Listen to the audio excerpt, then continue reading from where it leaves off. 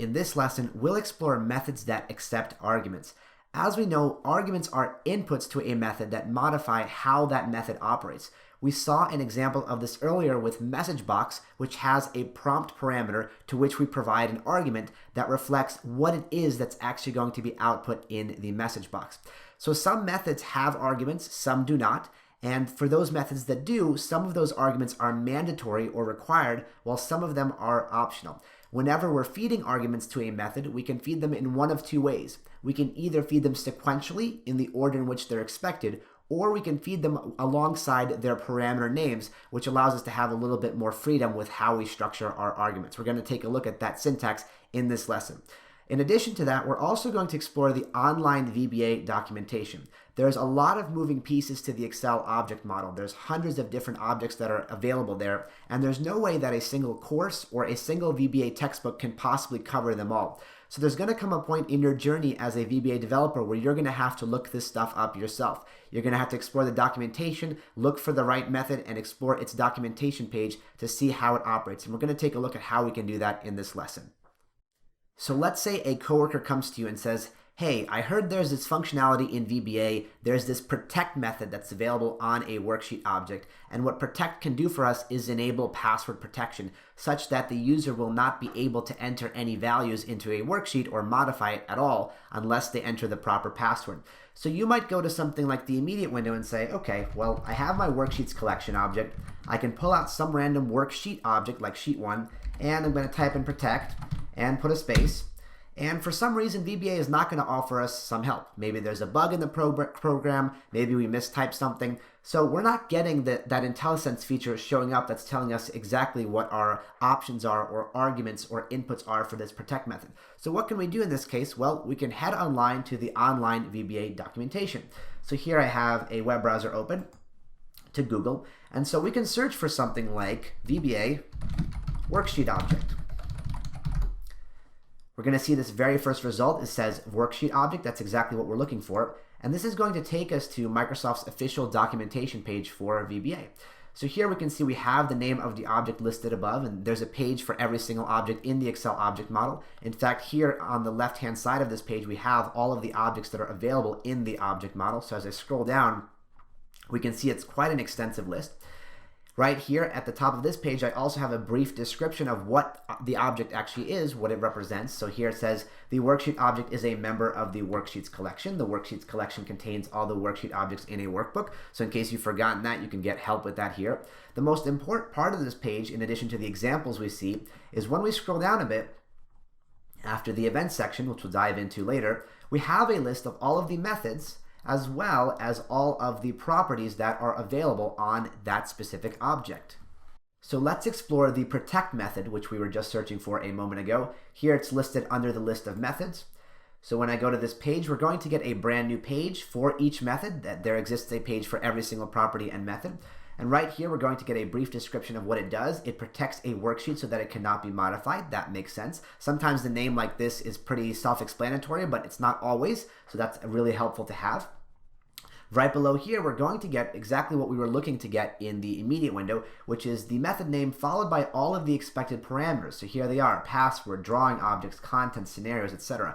This method actually takes quite a large number of parameters. How do we find out what each of them do? Well, of course, we have this section called parameters where we can scroll down, and this is the most helpful part of the page because the parameters are going to be listed in the order in which they're expected. So here is password, which is the very first expected parameter. Right here, this column is going to tell us that it's an optional argument. We don't have to provide it. The method called will function if we do not include it. Right here, the data type is going to tell us what kind of data the argument is expected to have. So sometimes it may be an integer or a whole number. Sometimes it may be a string. This variant, which we'll dive into later, means essentially any data type will work. So this column here is going to tell us what kind of data type each argument is expected to be like, the actual format. And then here on the final column on the right, we're actually going to get a description of what that argument should be. So the password parameter should be a string that specifies a case-sensitive password for the worksheet or workbook. All right, so that makes a little bit of sense. So we can apply this principle back to our actual code. So let's head back to the Visual Basic Editor right here. And now we know that the very first parameter to protect is password. And whenever we're feeding arguments in, we can either feed them sequentially or explicitly specify the parameter that they're being applied to. Let's take a look at both scenarios first. The first option for us is to simply enter the argument.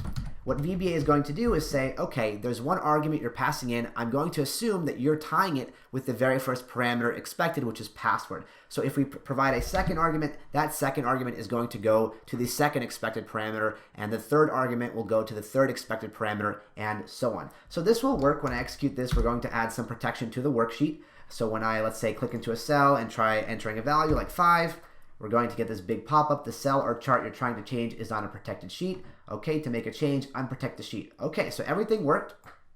So this is all functional. So this syntax makes everything work great. Let's take a look at the other way that we can write this as well. In addition to feeding the arguments in sequentially, what we can do is write the parameter name out first. So the parameter name, or the name of the expected input here, is called password. And then the way we assign an argument to a parameter is with a special syntax. It's going to be a colon symbol followed by an equal sign. And to the right of that, we actually give the argument. So the argument to the password parameter is going to be top secret, let's say. That's, again, an arbitrary string. So this syntax is identical to the one that we just saw before. The advantage with this approach is because we are writing the parameter name out explicitly, VBA can figure out what it is that we're tying together, what arguments go with what parameters, which means that we can feed our arguments in non-sequential order, and we can also skip certain parameters. So if we wanted to move on to, let's say, the parameter that would normally be expected in the 5th position, we can now just put a comma and write that 5th position parameter out and then assign it its proper argument. The associations here are being created by name, not by order. So we no longer have to keep them in order, and we no longer have to feed them sequentially. So whatever approach you prefer is up to you. This approach is obviously a lot safer and a lot more stable, and I also prefer it because it's a bit more explicit. If somebody just writes a string of top secret, we may not have an intuitive sense of what that actually refers to. Now we have a little bit better understanding because the code says the parameter name is password, and a user can probably infer that that means the actual password that's going to protect the worksheet. That's all there is to cover in this lesson. It's not really important here to memorize the protect method. That wasn't the point of this lesson. The goal here is to figure out how to use online documentation to find what we're looking for. Remember, sometimes you're going to run into an unfamiliar method or property or even an unfamiliar object, and you may have to dive into the documentation to find more information for what you're looking for. Whenever you stumble upon a method page, you're going to see a list of all of the expected parameters. Parameters, again, are the names that we give to the inputs that a method can accept. Some of those parameters are optional, some of them are mandatory. It depends on what object we're dealing with. When it comes time to actually invoke the method and pass it arguments for those parameters, there are two ways we can do that. The first way is to pass those arguments sequentially. They're going to be tied to the corresponding parameter in the same position. And the second way to do it is to actually write the parameter name explicitly out as we did here. That allows us to pass the arguments in any order we want, which buys us a bit more flexibility and stability. All right, that's all there is to cover in this lesson, so I'll see you in the next one.